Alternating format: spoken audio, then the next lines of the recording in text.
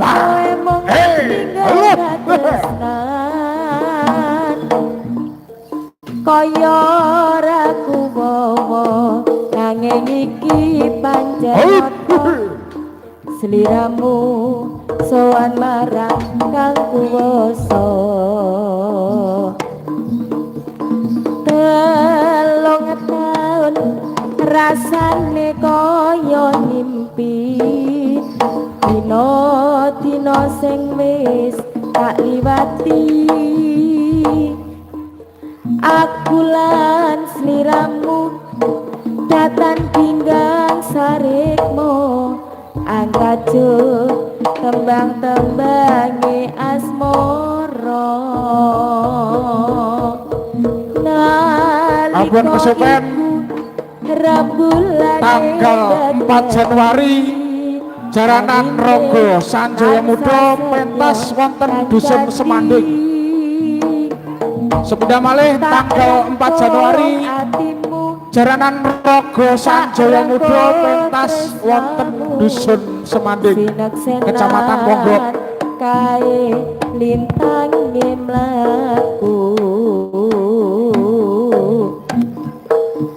nanging saiki wis beda karo dek wingi kowe ninggal lunga tanpa ngabari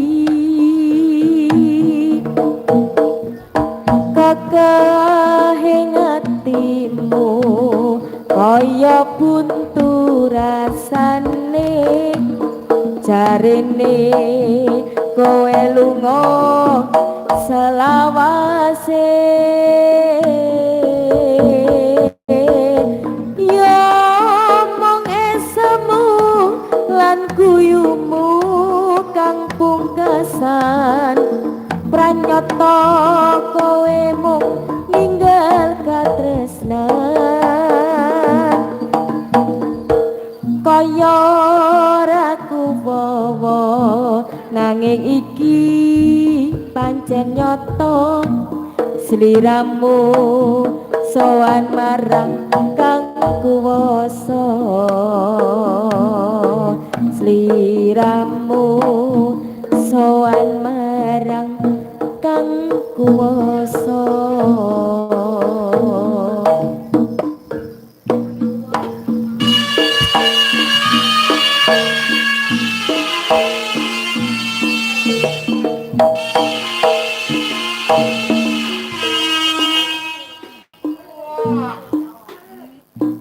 Nuwun inggih dumateng canteroning para kadang Sutresna Budaya kakung Bala Putri.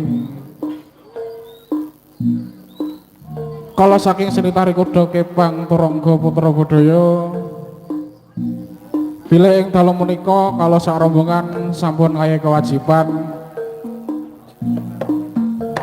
ing dusun Centong Desa Purworejo bilih ing adicara kitanan dening adik Rahmat Kristian Maja bin Imam Mahfud